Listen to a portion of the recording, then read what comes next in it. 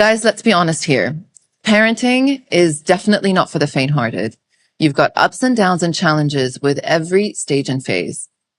On today's episode, we're going to be focusing on a stage which is filled with strong-willed children, power struggles, and siblings fighting, which is why my next guest is back by popular demand.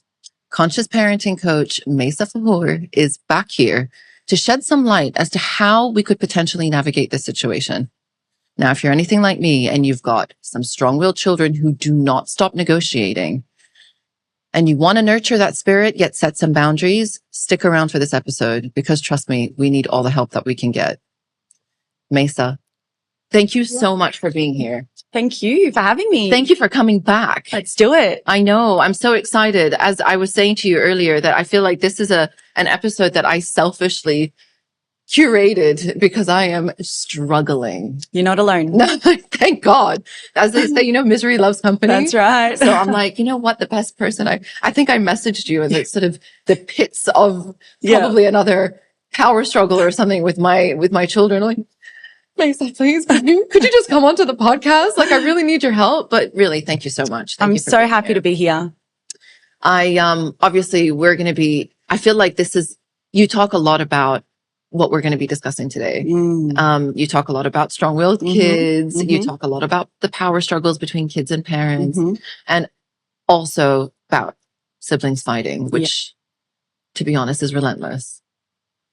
From a conscious parenting point, could you just, I guess, of course, you've been here before, and we specifically talked about what conscious parenting is. Yeah. But just as a highlight, how does conscious parenting kind of slot into these sticky situations with parents? Yeah, really good question. So conscious parenting is the ability to kind of focus on you as a parent first before looking at your children. So it's the idea that, okay, I am in, the leadership position here. I am the mature adult in the relationship.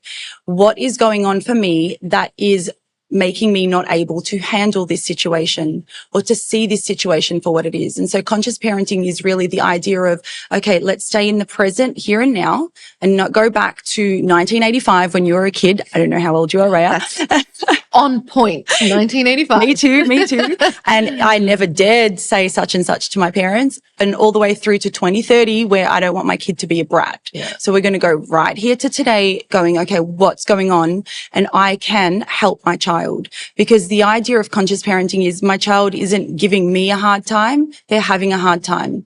So if we think of any sort of job in the world, I wouldn't expect you to be able to go and fix my broken tap. No. Right? If you don't have plumbing experience. Now, I could say to you, yeah, just jump on YouTube and watch a few videos.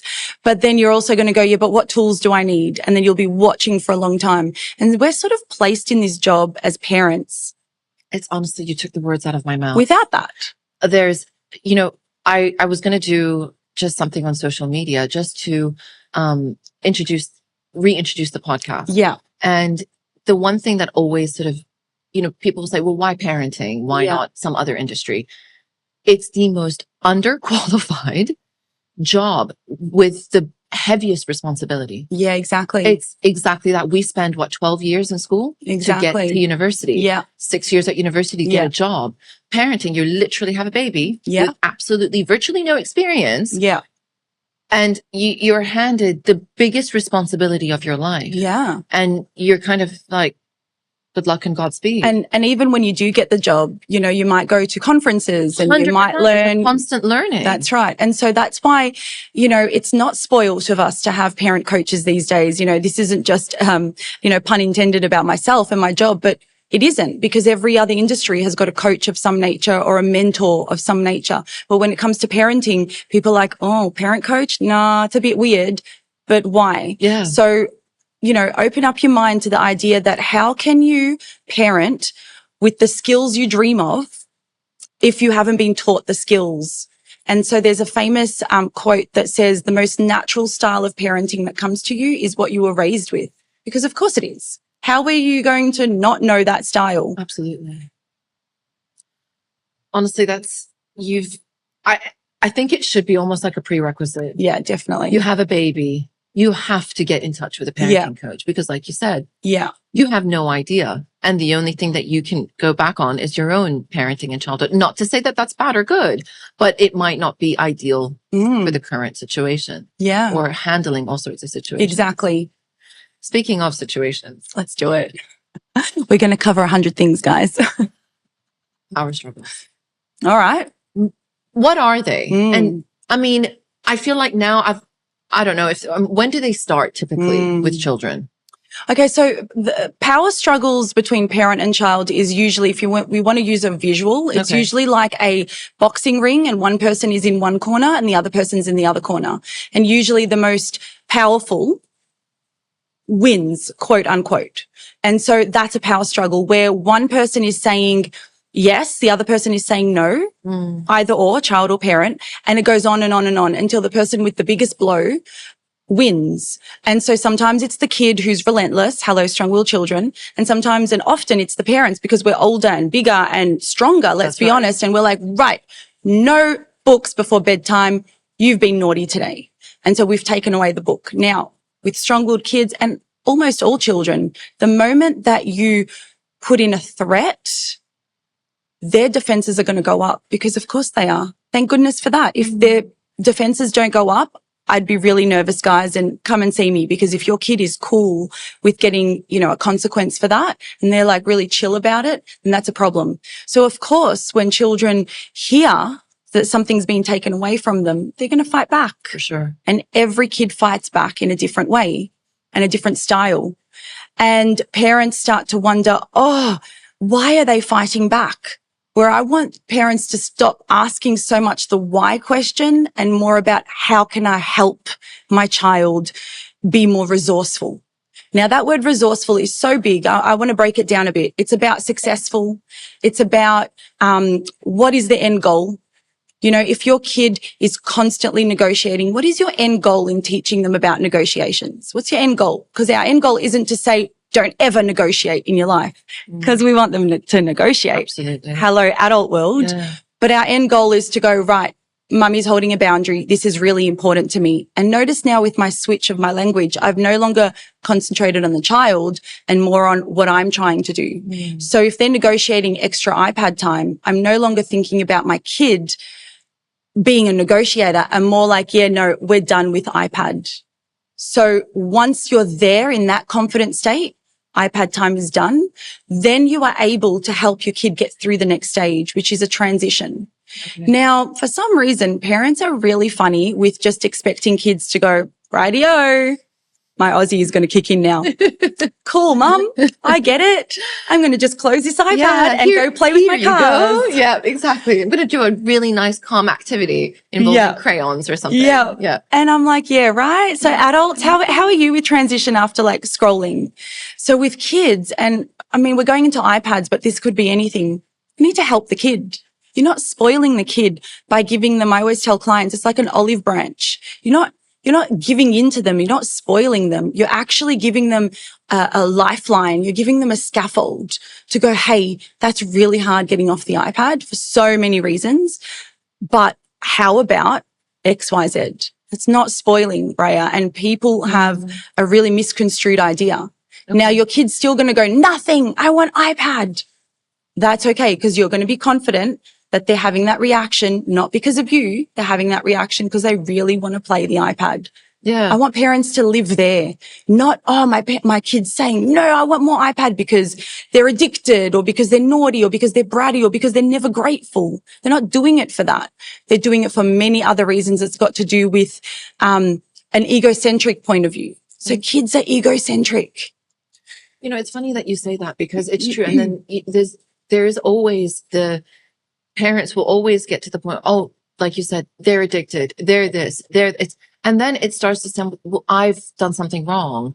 And then it starts to be about them. Yeah. So if you notice there, what's happened there is exactly what I was talking about at the start. So we're no longer in the present moment. We're now like, oh man, this kid's exactly like his dad, or I ate this in my pregnancy, or I knew I shouldn't have given in when he was 5 because now he's 10. Right? So we're no longer in the present moment. In this present moment, on this particular day, your kid's going, but I want to play more Minecraft. Now we're dealing just with that problem. If we can start as parents to really narrow in on that, we will go a long way. So now you're thinking to yourself, okay, who wants more Minecraft? Let me work this out. How would I talk to any other human in the world? How would I talk to them if they were saying this to me? Because let me guarantee you, if I had a tantrum with you right now and I said, no, Rhea, I'm done. I need to leave this podcast now. I guarantee I might cry. I'll make you feel really bad. But I know you. You've got your beautiful diplomatic skills where you would actually say to me, oh my gosh, are you okay? Yeah. Can I help with something? Yeah. And why don't we do that for children? Because we're scared of spoiling them. But why would you do that to me? Isn't that spoiling me if I've just had a tantrum? So that's the fear that parents hold. Now, again, you're not going to say to your kid, oh, I'd love to help you. Especially if you have a strong-willed kid, they will tell you to get away. Yeah. But you're going to use a language that works for that temperament. So you might say, wow, you're really into Minecraft today. What's going on? It's because I finally got diamonds. Now, guess what, parents? We have a story. Diamonds are really hard to get in Minecraft, and they just got them. So now we're a little bit like, so what are you going to do? When is this game going to end? How is it going?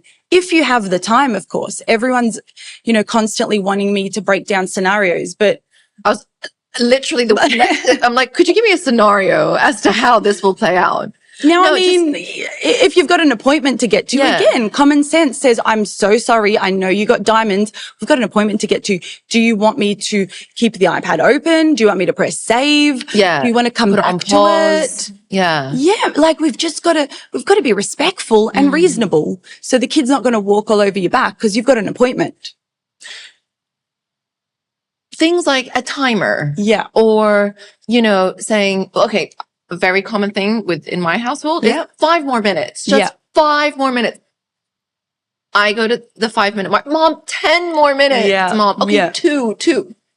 Okay. So, and then this kind of goes on. And then I don't really know where to just be like, guys, no, without just taking it. Yeah. And then it's a huge other thing. It's going to take another 20 minutes. Yeah. Let's break that down. Okay. All right. First things first. You need to get into your own decision making by yourself. Go to the room and work out your life. Look at your schedule. Do I really need them off in an hour? Okay, I do. And I want them off in an hour. And that's fair and reasonable. And give yourself a pep talk because your kid's not going to give you a pep talk. So do it. Warm up to the idea. Understand it. Now here's the execution part. Kids aren't going to love you for it. No. At no point are they going to go, fair. Yeah. You're looking after my health. Yeah. Right? So instead, we're not going to be looking for any of that. And we're going to approach a situation in exactly the same way you'd approach me. And when you did for this podcast, you said, Maysaa, I need an hour to an hour and a half of your time. Now I'm a mature adult and I didn't go, but 5 more minutes, So you did approach me that way. Use the same skill with your child. Hey, at 12 o'clock. No, listen to me. No, darling, I'm going to press pause. You've got to focus on me for a second. At 12 o'clock, time is up. And if you're going to have a hard time with time is up, I'm going to do such and such. Okay. That's a boundary. Okay. Got you. A boundary is what you're going to do, not what your child is going to do. Okay.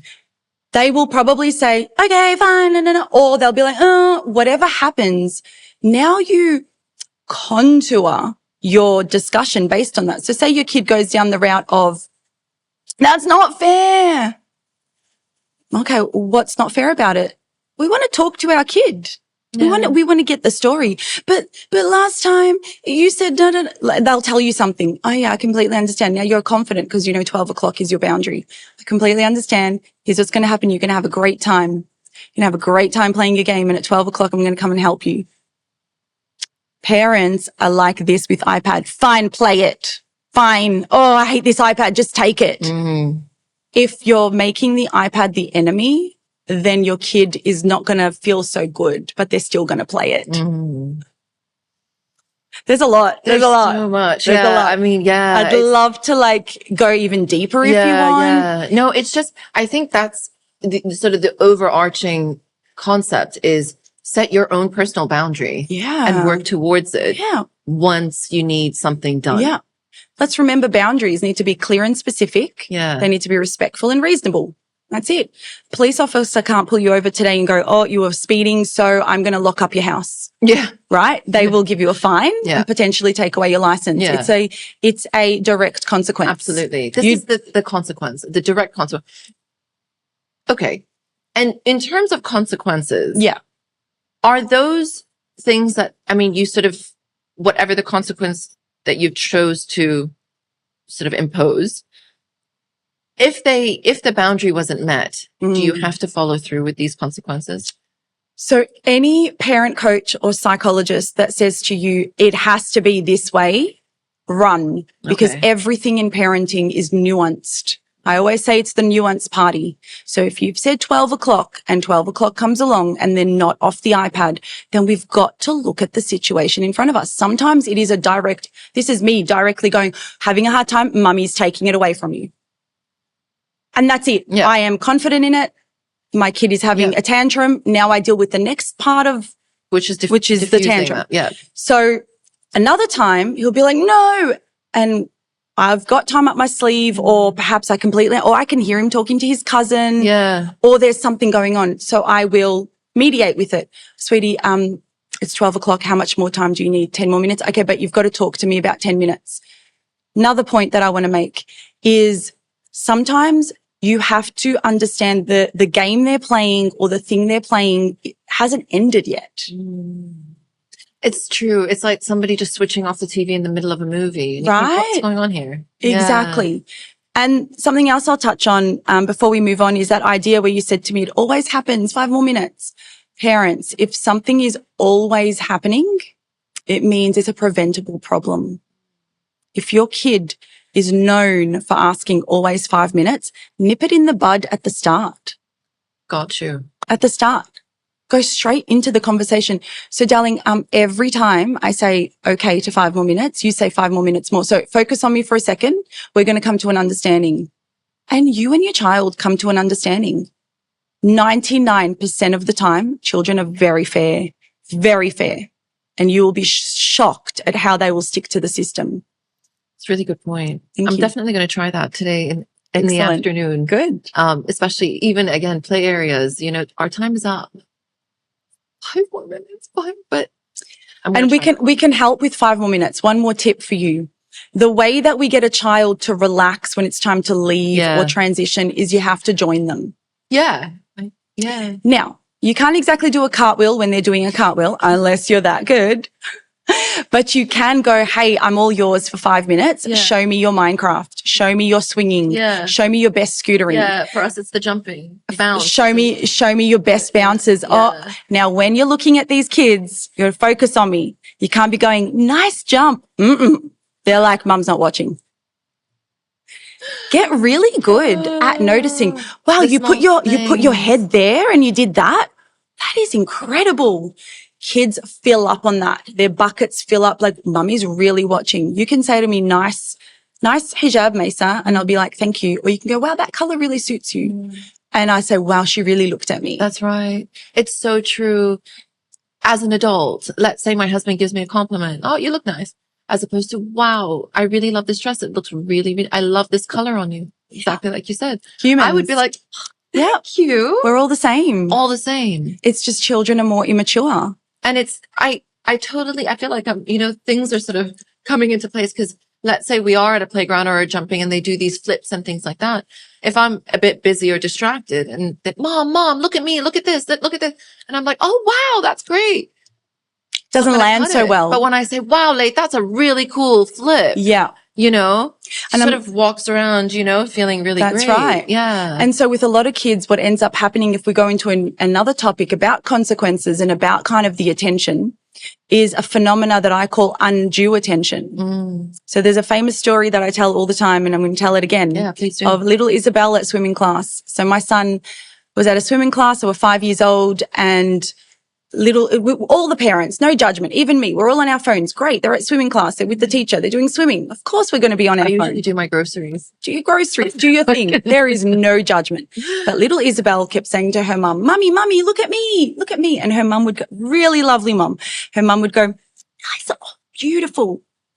Mummy, look at me. And this went on for about a minute, which is a long time for a little kid. And finally, Isabel stood up in the shallow end, picks up all the toys and starts flinging them everywhere. Yeah. Guess what Mama did? Put the phone down, walked over to Isabel and said, now, Isabel, that is not what we do in a swimming pool. I'm going to stay right here until you pick up all those toys.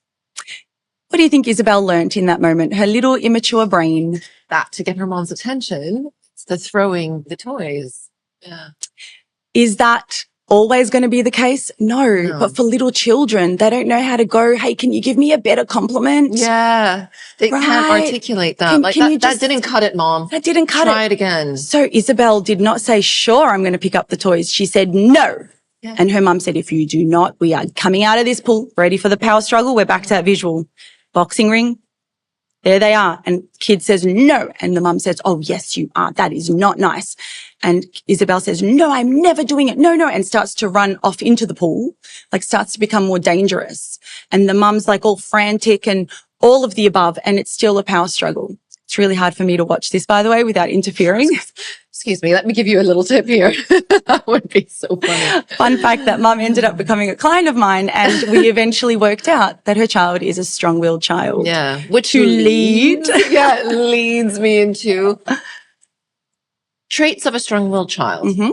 Look, we want our children to grow up and hold their ground and be strong, independent human beings that can really be quite resilient. We talked about resilience in our last podcast. We did.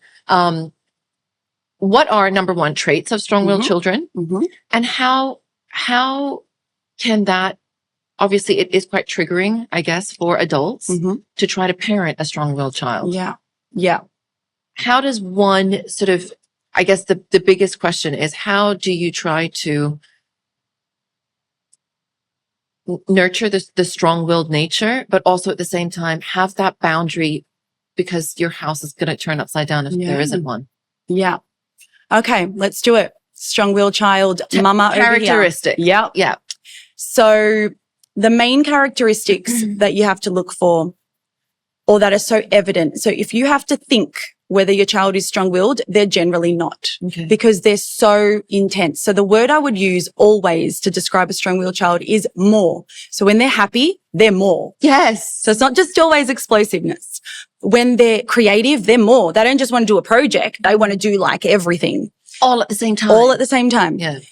When they're angry, they're more. When they're fighting for justice, they're more, right? So think of the word more. Another characteristics is they see rules as guidelines. So there's a famous story that my son, who is now nearly 20, which is just unbelievable, has and did go through the entire schooling system without ever taking a pencil case. Yes, Raya. He was determined. Did he ever get into trouble for it? No. He got his work done. Did he just? He just borrowed, found, sir. And then by the time he was in year 12 and 13, he said, but computers are the way of life, so why are we writing? My inner child, that's a people pleaser, was like, just listen to the rules. Like, why? I bought you the pencil case. But this is a characteristic. You buy one every year. I ended by 10, 11, I stopped. Yeah, years of age. So they see rules as guidelines. Like, where does it say? Where does it say that we need a pencil case? I just honestly, both my kids are like that. The 3-year-old is even the same. Yeah. But who said? Yeah. Where? So when they see rules as guidelines, they will also find a loophole. This is a very famous characteristic of a strong-willed child. I'll get to what we have to do. And the third characteristic of a strong-willed child is the idea that they are intensely feeling. So they are almost allergic to emotion. If you come up to them and say, oh, that must have been really hard. Don't do that, because now you're edging closer to vulnerability, and they're not so good with like talking about vulnerability in that moment. I call it the 6-second window, and strong-willed kids have it.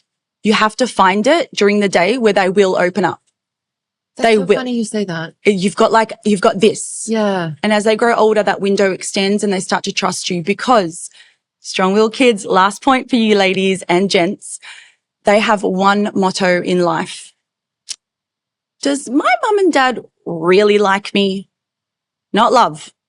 Because I know she says she loves me and I know she provides, but does she like me for me? And that's really deep. It's a bit heartbreaking. It makes me a bit sad. Yeah. Because they're the hard kids. Yeah. I hate seeing them labeled as that. They're the hard kids, and they are called the high maintenance kids. And internally they're like, I don't know why I'm like this. I don't know why I was born like this, because it's the way they were born. In the same fashion that we don't question the easygoing kid, this strong-willed kid is going, I don't know why I'm just so explosive. You know, honestly, my son said that to me the other day, and he's like, I don't know. And then I thought to myself, I've pushed it, and I've pushed him, and now I just want to die, you know? And it's that exact thing. Yeah. Because when I said, why did this happen? I don't know. And then I stupidly said, why are you like this? I don't know. Yeah. And we repair. We repair at the end of that. Did. It's the famous, the famous research has shown repair works every time, right? So your kid's not going to remember that. Inshallah, like the idea is repairing so much creates something in a kid that says, well, my mum repaired, because we know as adults, and we know lots of adult friends, right, that didn't get repair. And that sticks in their mind more. So I'm not here to like pat you on the back, say you were perfect. No. But repair. But now we can venture away from the question of why and more into, okay, how can I help? How can I create a nurturing environment? And how can I provide harmony for myself? And so with those 3 or 4 guidelines of strong-willed kids, now I've given you the why. Like, khalas, done. That's the why. Stop asking why. Also a reminder to myself, I have 2 strong-willed kids. I've got a 7 and a nearly 20-year-old, extremely strong-willed. Like a strong will lives on, say, like a scale, and every kid has got strong will somewhere along there. If we want to go 0 to 10, for example, my boys sit like on the 10, right? So they don't wake up on, let me rephrase. I used to say for the longest time, strong-willed kids go from 0 to 100 in 3 seconds. I take that back. They hardly ever start at 0. They're usually already on 60. They really are. They're really charged up. And, that's why I created this masterclass that I provide for parents. It's 2 hours worth of understanding, strategies, information, how to hold boundaries with these kids. Holding a boundary with this kid isn't as simple as saying, hey, you got 1 hour, okay? Yeah. It's not that simple. Why? We're not going to ask why. We've already talked about the why. Yeah. Just the way it is. So what do you do about it? You learn a different language. And if you weren't taught that language, if you were a strong-willed kid, then you were probably not taught that you're okay. And if you're not a strong-willed kid, then you probably had a sibling that was strong-willed and you were like, oh, this person's so high maintenance for my parents. And I don't want to be like that. And now you've got a kid. I feel like I could literally go on and on. As you're talking, the scenarios of my strong-willed children just keep churning in my mind, but throw them at me. Let's do it. It's everything. Yeah. It's everything. So for example, they're both very curious. The idea of opening things up is very much a part of their fun. Yeah. So whether that's the remote control to open it up and see what's inside. Yeah. Oh, I love this point. Something very important I have to talk about. So there's a level of destruction. Yes. The other day, our sliding doors somehow had come apart. And then the boys decided to remove the inner part of the slide. So it became completely irreparable. Yeah. And it's, again, love the curiosity, don't really love the damage. Yeah. But also having said that, it's almost like when I say, guys, could you just stop? Yeah. Could you just stop? It's like not listening at all. Okay. All right. Let's break it down. Yeah. Let's do it. First things first. You are the leader in your household. Yeah. You are the mature adult. You are the confidant. You are in charge. You are the coach. So therefore, if I know my bunch of team players on my team are destructing kind of lovers, then I will set myself up for success and I will try my very best to child-proof my home to the maximum. Yeah. Okay. We'll get to the door soon. Yeah, go. What we did is we decided to give them old stuff that we don't need to channel that opening up thing. Yeah. And we've given them like little screwdrivers and stuff like that. Love it. To kind of, this is the safe zone of your destruction. Please don't touch the other stuff. Yeah. Very good. But at 6 and 3, the impulsivity levels is probably 0.1% at its best. So park that idea on the side. I love that you're so creative with that and really nurturing their curiosity. We want to set ourselves up for success as parents. We want to say to ourselves, what usually goes down in my household and how can I veto it? How can I detour from it? How can I make sure it doesn't happen? Yeah. Because guys, like insanity. Insanity. How can you make sure it doesn't happen? It's doing the same thing over and over and expecting a different result, right? So if you have to go on a phone call, on a Zoom call for an hour and you have a 6 and 3-year-old, you bet your bottom dollar that I would try to make that Zoom call when they're asleep or out. In the car. Or in the car. But if you have to and you're at home, you have to set them up for success, but more importantly, set yourself up for success. Yeah. So you know you're not going to be able to get deep and meaningful for an entire hour. No. Right? So let's go back to the children doing that. So set them up for success, work it out, be really specific. Stop doing that is not specific. Doing what? My mom just keeps saying that. Yeah. Like, what's that? Like, I'm not wrecking I'm the not house. doing Yeah. anything. I'm not doing anything. That's I'm right. just looking, Mom. But you're not just looking. That's You're right. peeling off the silicone thing. That's right. So now we go into direct consequences for doing the door situation, which would sound something like, hey, that is not on. Yeah. No, look at me. This was not in the safe zone or whatever word you're using at home. So what happened?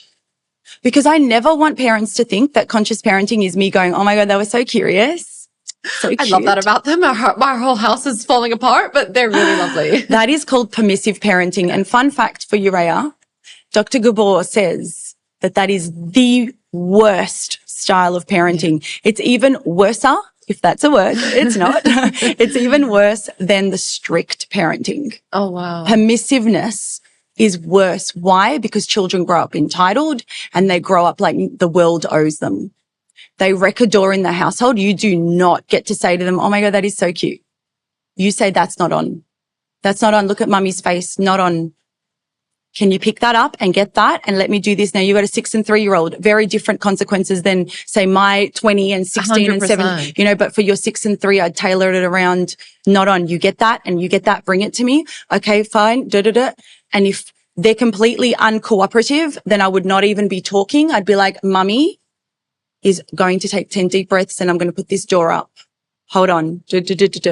And then we'd talk about it. Mm. And then your brain is going to give you some new ideas to reflect on. They were left long alone.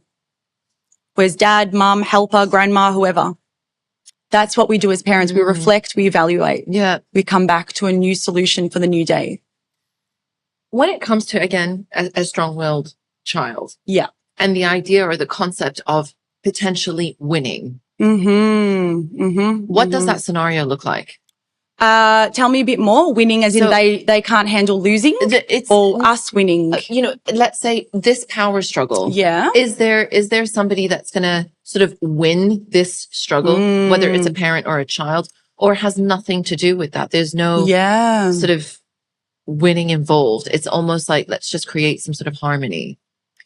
Okay. I'm going to answer that in another way. Yeah. From now on, I want you to think that, wait, do people know your children's names? Yes, Lathan. Okay. Yep. So I want you to think of it as Rhea and Lathan Zane versus the problem. Yeah. Better. Yeah. You are the team and that is the problem. What's the problem? Fighting, not sharing and not sleeping, not eating. And sometimes it's just one kid that you're a team with versus the problem. Now, when we phrased it like that, we can work it out. It's not a solution-based life as well. It's so important for me to, you know, also remind parents that I'm giving so many solutions, but none of that is going to cut it with a strong-willed kid unless they know that the relationship is worth it. I'm going to explain that further. There are 10 cardinal rules that strong-willed children live by. Not going to give them. Check out the masterclass. Yeah, absolutely. But the number one is this relationship worth it? If you are a parent that is constantly commanding, demanding, nagging, believe me, as they get older, even more vocal, your kid's going to go, what for? I have got so many stories. You could take away their birthday party from them. They still will say, don't care, because the relationship's not worth it. Take away everything from me. I've had I've had parents tell me about the most drastic things. Don't care. Take away my bed. Take away my toys. Take away my everything. Why? Because at that point, that child has reached the point of, what's the point? Yeah. That's not where you want to be. You don't want to be there. No. So you want to instead build a relationship with them. So get to know their quirkiness. Get to know their inner world. I had no idea about, Minecraft and all this stuff my kid loves, Beyblades, as he grows up, there's different phases. Take 5 minutes out. Parents, Google it, find a name. You'll watch their eyes light up. I'll be like, so how does this game end? Yeah. And they'll be like, well, let me tell you. Yeah. And they'll tell you and their eyes light up and they're like, all right. Okay. So next time mum says to me, hey, can you blah, blah, can you do this? I'm going to be like, all right. Yeah. So she listened to me.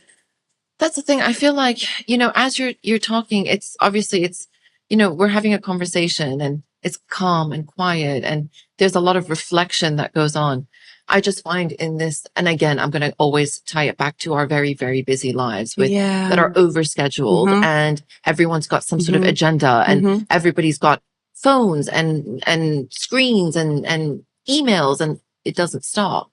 And I feel like that's where, I guess even, speaking from sort of a personal point, I found that if I am a little bit busy with my own stuff with them, I'm unable to give them that level of attention. Yeah. And I think that's where my strong-willed children find it difficult because I haven't, didn't reply back to this or didn't do that and put the phone down and focus and ask them those questions that really matter to them in their world, which then should I see a power struggle sort of brewing, it just gets out of control. That's right. And that's where I find, and then I start to obviously unravel because I think to myself, I know that this is maybe a little bit of an attention thing. And I've sort of fallen short on that. How does one come back from that? Let's say I've shouted at them. Yeah. For something that they potentially, I could have avoided. Yeah. How do I come back from that? Yeah. I'm going to start you at the start of your story, which is where you said, like I've walked in and, there's emails and questions. So you've got to pick your battles, right? So let me give you a brief intro to my week. At some point I missed 2 or 3 days of no quality time with my kids because it was that hectic. But the key here is to give compassion to yourself. Yeah. So I'm going to get a bit deep here, right? Put your children aside. First step is for you to go, right, makes sense. I always use this sentence, by the way. It makes sense. Makes sense I couldn't find time because look at my day. Yeah. Okay. Makes sense. Now check your physiological needs. Have you eaten? Have you slept? Have you had your coffee? Have you had whatever it is that you do, right? Because if you are not good, they're not going to be good. I haven't even thought about quality time yet. This is just me entering the house and just doing a quick going, check. hey guys, mommy, and run up to you. I so want to be with you. I'm going to just check this email. No, I want you now. Right? So now what you've started to do is you've started to hear that they want you now. And now you as an adult get to decide which battle am I going to choose. I've done experiments on this on my Instagram page. You can find videos. It is a lot quicker, let me just say, to deal with the child. I've done this a million times because you invest in them. They carry, their bucket gets filled. You're good to go do that phone call. Yeah. Now, of course, there's people will be like, but Maysaa, it's an emergency. If it's an emergency, don't walk into the house. Stay in the car. But say you did. And then bang, your boss is like right this second, right? Children learn resilience through getting through disappointment. It's okay.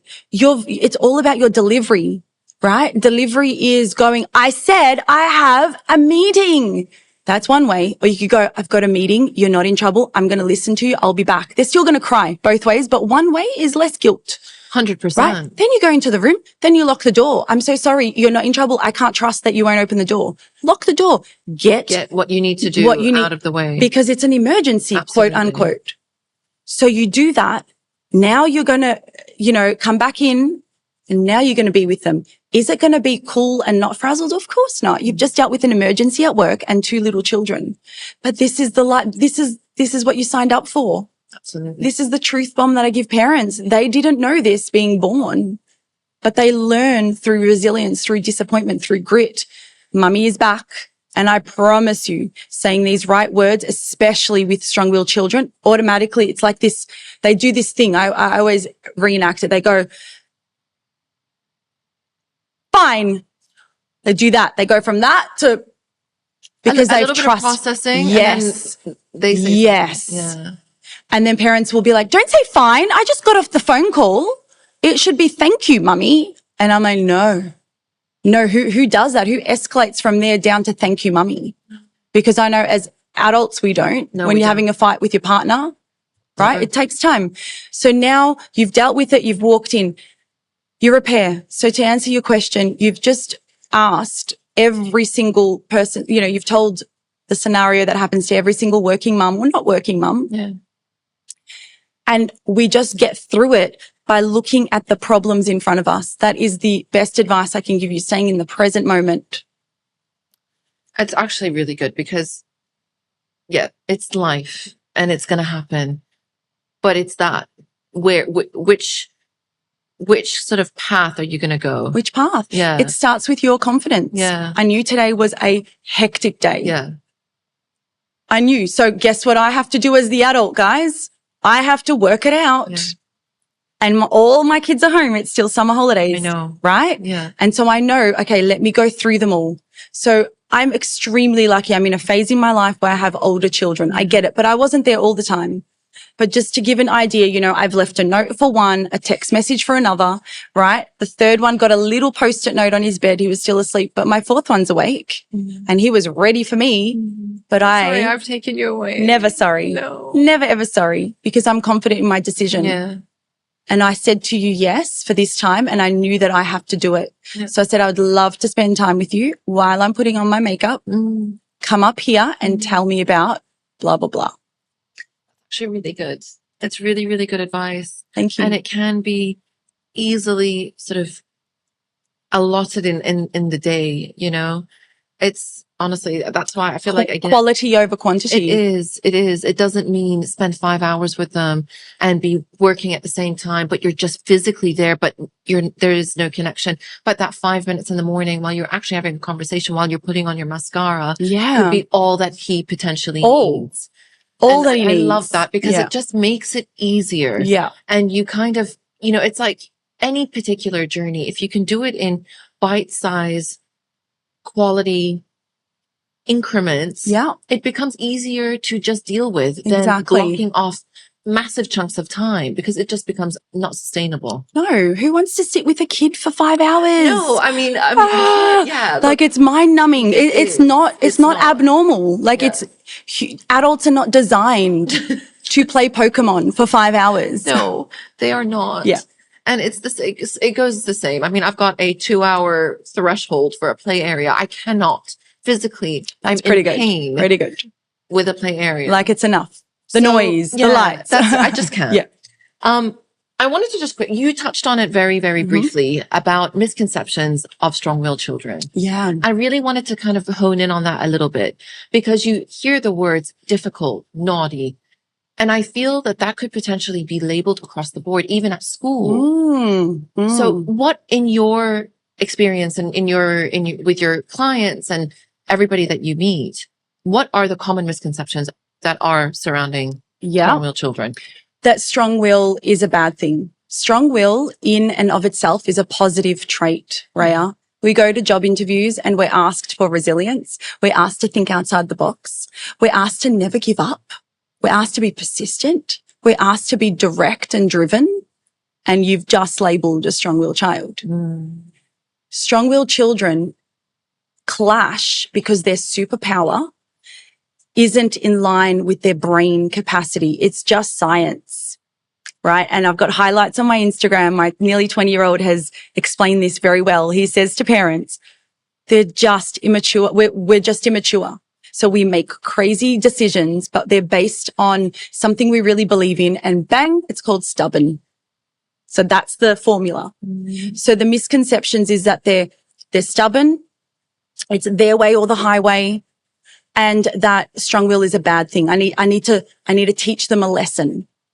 So I'm here to tell you that if your kid has turned stubborn, please understand that something's gone on. Nobody, no human is born stubborn. We get stubborn, you, me, let's go through them, when we really believe in something, when we feel threatened, and when we believe that the other person is playing an agenda. Think about it. That's so true. Right? When do we turn stubborn? That's so true. Even so you want to put your foot down. You want to put your foot down. If we turn stubborn with our kid, no, I said bedtime is now. Why are you turning stubborn? Why? Because you're worried that he's going to ride your back. You're tired yourself and you can't be bothered. They're the 3 reasons for stubborn. Absolutely. So now when a kid does it, we're like, whoa, this guy, he's destined for being a sociopath. No. If they're being stubborn, you have to stop being stubborn. I put so much on parents, so much. It's your job. If you don't know how to de-escalate, go and get therapy. Because how can you both be met at this level? Now you're both children having a stubborn moment. So if he's like, no, I'm not going to bed, you can't be back like over my dead body. You have to start off with de-escalating yourself, that self-regulation, that word. I mean, it's such a buzzword at the moment. I'd love to talk about it, but you have to bring yourself down to the idea of what's going on for this kid. What's going on? Another misconception at school is the ADHD train. Okay. So I'm just going to give a quick sigh that, not a doctor. This is not a medical show, guys. No. Go and see a pediatrician. But here are my go-tos. Neurodiversity, autism, ADHD does not always tie in with these strong-willed kids, but they sometimes do. It's just strong will is a characteristic and ADHD is a neurodevelopmental, order. Yeah. Right? Sometimes they are in the same human and sometimes they're not. What we look for in ADHD, or what doctors look for, is these particular things, okay, if we got to focus carefully, that happen often and consistently, and they interfere in life. But if you have got a kid that's 5 years old that can't sit still on the mat, that is not ADHD. At the moment, you got to tell me the whole picture. Got to tell the doctor the whole picture. But 5-year-olds are not designed scientifically to sit on the mat for a long time. So what I tend to tell clients is these things end up falling into the subclinical symptom. So like they kind of tick that checklist I'm talking about, but also it could be age related. Right? And so a lot of teachers, I'm always going to be pro teacher because I'm a teacher by heart. I know. They have a really hard job. I can imagine. 25 kids, guys, we can't even look after our own. No, I don't know how they do it, honestly. And there's this kid that's not sitting on the mat. Of course, they're not going to have the time, the facilities, the availability to go, hey, buddy, you do that at home. But for the teacher, help her or him. Give her a heads up.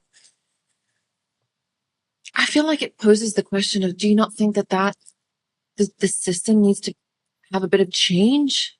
Absolutely.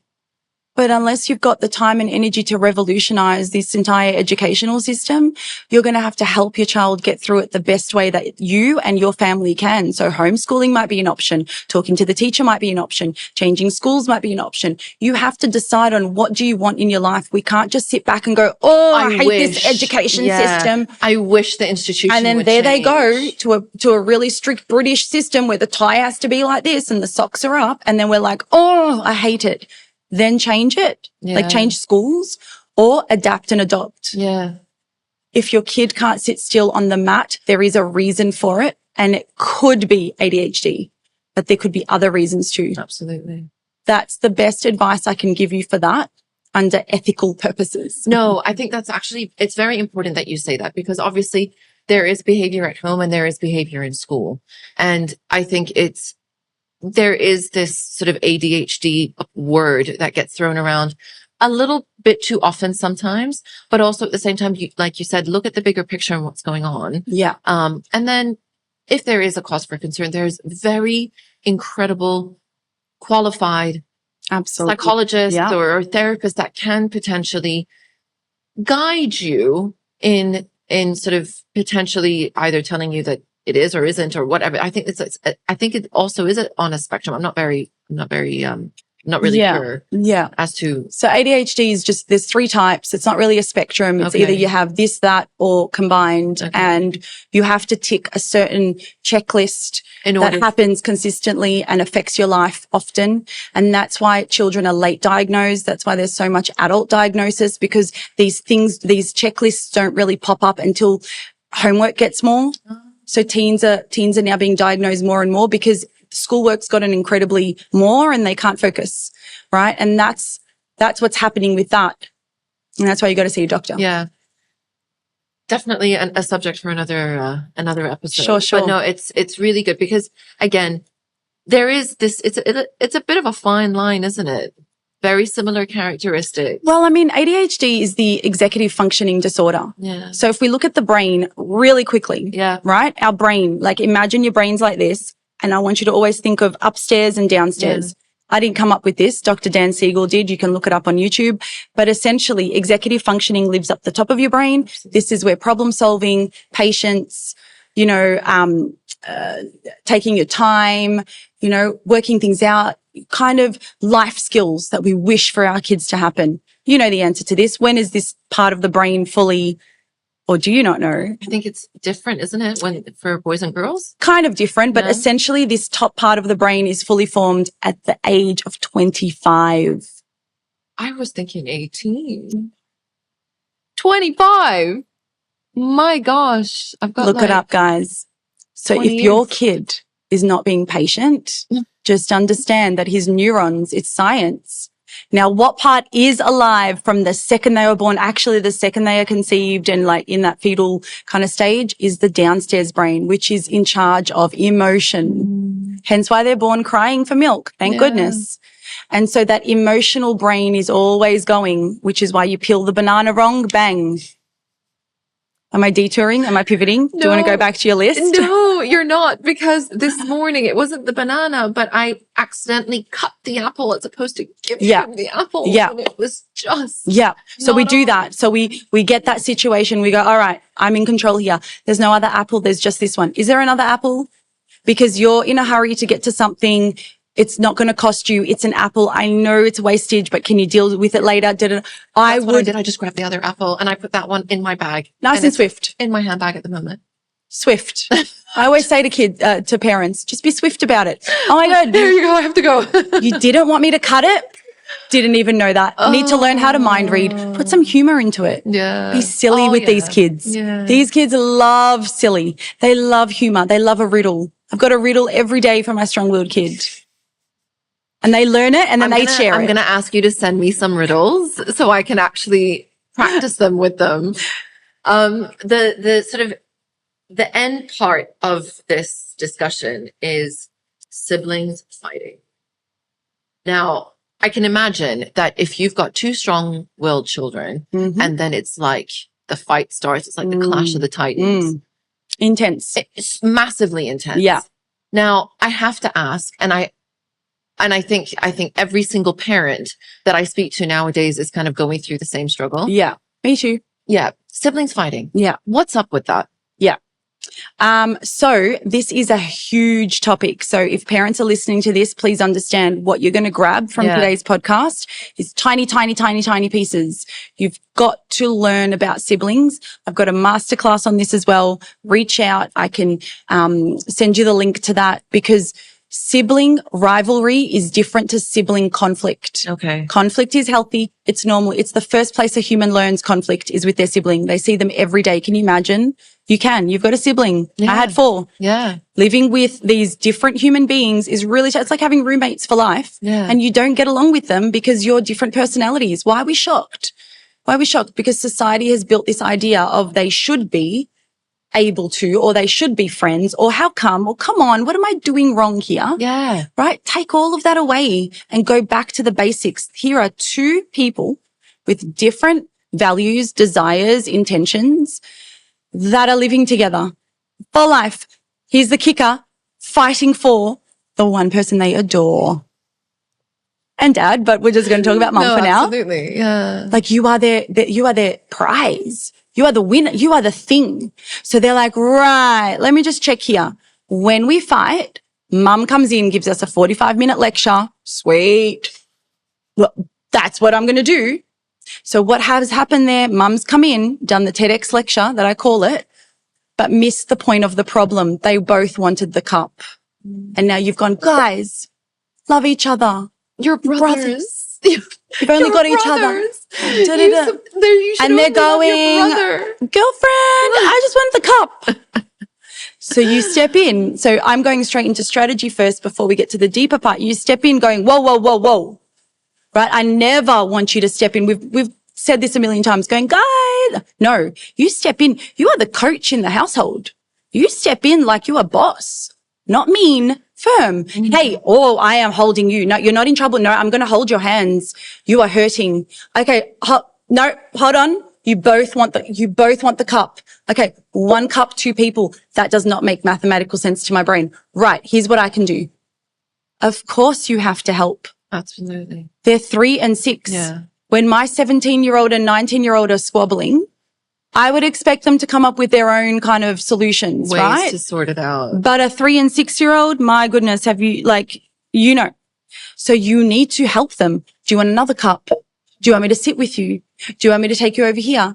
This is not spoiling. This is helping them come to a conflict resolution because they're too young for you to go, guys, work it out. Let's have a brainstorm here.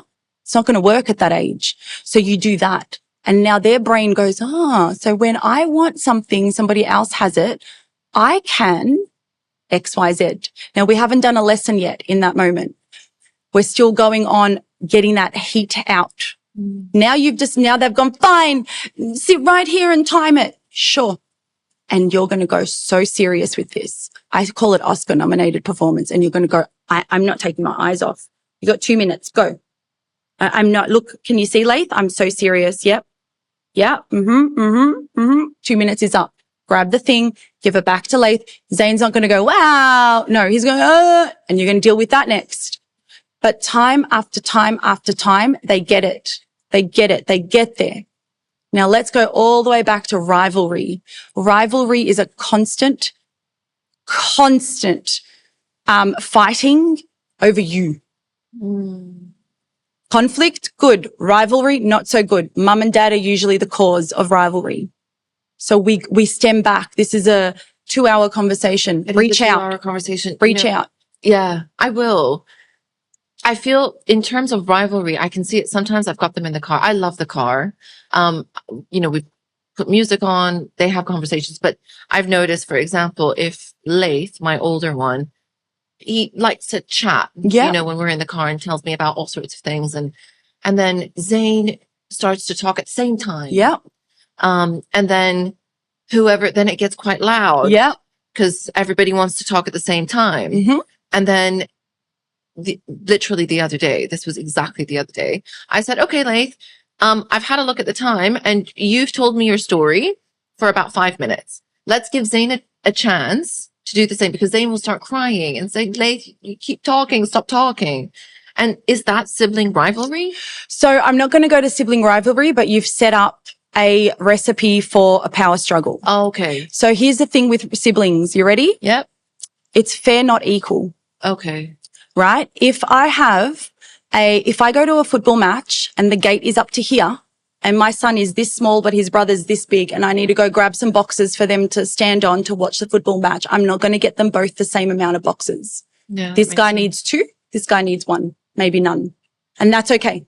What we do with children. So Laith's older, of course, he's going to have more to share and a greater vocabulary, and 5 minutes is cool. Yeah. So I would detour off that conversation, off that kind of really diplomatic stance that you took. That was so diplomatic. I didn't know what else to do. I would do that with teenagers. It's either that or, guys, let's listen to the song and both stay quiet. Again, there is no judgment. I'm throwing this out there for you just as a seed. Yeah. Right. So instead, we want to hone in on that confidence I tell you about. And I usually tell parents, less words, more actions. Hey, okay, all done. Go Zane. Laith, ready? Let's blah, blah, blah. You don't need to specifically go, you got 5, you're going to get 5. Yeah. Lath's brain at some point is going to go, whoa, I'm calling BS on this. The kid is like 3. Yeah. Why is he getting 5? He did say that to me. He's like, Zane doesn't really have a story. He's not saying anything. Mom, that doesn't make any sense. So we want to infiltrate into the car scenario where we're not going to Zane, yeah, you matter. Because he knows he matters. You might want to go, yeah, what's up, Zane? Hold on, Lath. Let's just give him some time. Oh, yeah, you saw that truck? Amazing. Okay, yes, Lath. Is it going to be easy? No. But that's the way it goes. We go for fair, not equal. And elder children are forever being asked to be fair. But that's, to be, equal with their siblings. But how? Honestly, that's a golden nugget right there. It's so true. You never really think about it. And the thing is, you do place a little bit of responsibility on the older one for them to be understanding or, it needs to be fair. It needs to be equal, but they're not. I'm an older sibling and that really sort of hits home. Older siblings need to form I'm not an older sibling, but nearly every one of my clients are. Yeah. And they all have the same kind of upbringing that you just know better, be more mature, responsible. You know better. Carry, move on. And so with older children, we want to be like, hey, you still matter and you're the eldest, and give them some authority. Absolutely. If you were to give 3 pieces of advice to parents dealing with power struggles, strong-willed children, fighting, what would they be? First one is to work on you. You can't teach your children regulation if you don't know how to regulate or what it looks like. Regulation is not patience. It's the ability to stay in control of your emotions. If you cannot do that, come to therapy, come see me, get some coaching done, and we can learn a way. Second point is if you are in a relationship, a marriage, a relationship of any sort, work on that. That is supremely important to parenting. I see so many parents in constant conflict, don't hang out, don't know each other's worlds, and have sacrificed every time and moment for their kids. It doesn't end well, and the kids don't even like it. Thirdly, what a good piece of advice. You would never think to group that in. All the time. A parent comes to see me to tell me my kid doesn't listen to me. We end up talking about the marriage. And so it's a direct correlation. That's how strongly I'll go with that. Direct. And lastly, and I haven't even spoken about the kids yet, so that they're only going to get one piece of advice. It's you first, right? Mm-hmm. But the third piece is parent the child in front of you, not the child you wish you had. That's simple the truth. Yeah. I wish. Yesterday my kid was taken out by a dear friend for many hours and bought everything for him, and she did the whole world for him. And I wished he was the kid that said, wow, thank you, Auntie. That was such a great day. But no, he said, thank you, and walked off. That's the kid I have. And that's a kid I need to hone in on the skill set. And I pray and hope that my friend understands and there's no judgment. And if she did, we can't be friends. That's it. Surround yourself with people with very low expectations. Absolutely. If she's like, why didn't he thank me better than that? He didn't write me a thank you card. Yeah. I'd be like, yeah. But the kid in front of me is that kind of kid. And that's who I'm going to parent. Absolutely. Is there anything that I've left out? Well, I'm sure there's a lot of things that we left out. Anything that you think that we could potentially have left out? It's really important to understand that with siblings, you first have to capture the single child. Like, you have to have a good relationship with the children by themselves for siblings to get along. Mm. And the other thing that I wanted to talk about is, at no point is this like, oh yeah, I've got it now. Right? Yeah. 20 years parenting, about 12 years on this conscious parenting path. I still don't got it. I still, like last night, I was in a fetal position in bed going, but why? Makes me feel a lot better that you Oh, I'm so happy to share that. Yeah. I will share that every day if it makes so many people feel better. But we have to understand that we are not special. I'm going to say this really bluntly. We just believe so much that we're just so unique. We're not. No. We're the same. We're the same. We might have a different kind of life background. Yeah. But we're the same. And quite similar set of struggles, especially when it comes to kids. Identical. Yeah. I see parents every single day and I can categorize them automatically. We are all the same. That's why I created a support club. Once a month we meet, parents meet, and I promise you, Rhea, every parent that comes into this support club swears they have the most strong-willed child ever. They're like, no, I'll show you. I need the details of that. So I'm going to come to the next one. Will do. Yeah. And everyone's like, no, but this happened. And so everyone's sharing. They're like, whoa. And so my thing is stop trying to be so special. Stop trying to get your kid to be so special. Average is good. We're all the same. All the same. That's it. Oh, thank you. Honestly, I know that there's a time limit and we've already gone over, but I could literally keep you here for the next 3 hours. Thank you. Thank you so much. You know, the sort of the end of the podcast, I always ask you for a quote. Yes. I've got one and then I'm going to ask you. So obviously it just puts a bit of context to what we were talking about. My quote is, discipline is a tool for growth, not a weapon for control. Yeah, I do have a quote. Do you have one for us today? Yes, I do. Punishment may strengthen your power, but it will eventually weaken your influence. Absolutely. Absolutely. When they grow up, those kids, they're not going to be scared of your punishments. No. They'll be taller and bigger than you and they'll be like, so what? I'm not going to listen to you. I'm going to somebody else. Yes. 100%. We had this conversation with me and my husband. He was like, look, you know, at the end of the day, you know, he's half Syrian, half Iraqi. So we were having a laugh that obviously my beautiful, wonderful, incredible mother-in-law and the best teta on the planet, you know, she was probably yelling at them or whatever. Yeah. He's like, towards the end, I got so big and tall that the yelling and the threatening just didn't work. Yeah. That's what happens. Yeah. So when they're little, you can punish and it's the way it is sometimes, but I would really, really ask parents to just remove that punishment idea and less about what lesson can I teach and more about what's going on for my kid. Yeah. Just flip that around. I've got so much more. I know. How can people reach out to you? So I'm on Instagram at Coach Maysaa EQ. I've got some YouTube videos online as well under the same name. You can email me directly through my Instagram and I can send you all the different resources I have. And your programs are starting? So my programs are starting, by the time this comes out. So I've got a signature program coming out all about the foundations of conscious parenting. We go through how to hold a boundary, what it means to, stop punishments and insert direct consequences. We've got what and how do I sound like when I'm a conscious parent, and so on and so forth. And there is a group of parents that join this and you'll be in a like-minded community. Brilliant. I've got a StrongWilled Child Masterclass that's been taken by more than 1,000 parents. You need to, it's got everything. Can everybody find that all on your website? Exactly. On Instagram, and then they can sort of click the links and. Exactly. Coach Maysaa, it's honestly, every time we have a conversation, it's like food for my soul. Thank you. Honestly, it sets me up. Today's an easier day for me. So I've got the afternoon with them after we finish up all of this. And it really leaves me with a lot to think about. And I'm just so appreciative. That's all I could ask for. Thank you so much. Thank you. Thank you for listening to They Say It Takes a Village. I hope you enjoyed today's episode. I look forward to bringing you another one next week. Don't forget, please subscribe, rate, and review so I can reach and help even more parents. And if you've got a topic that you'd like me to cover, please head over to my Instagram page, ittakesavillage.me, and drop me a line.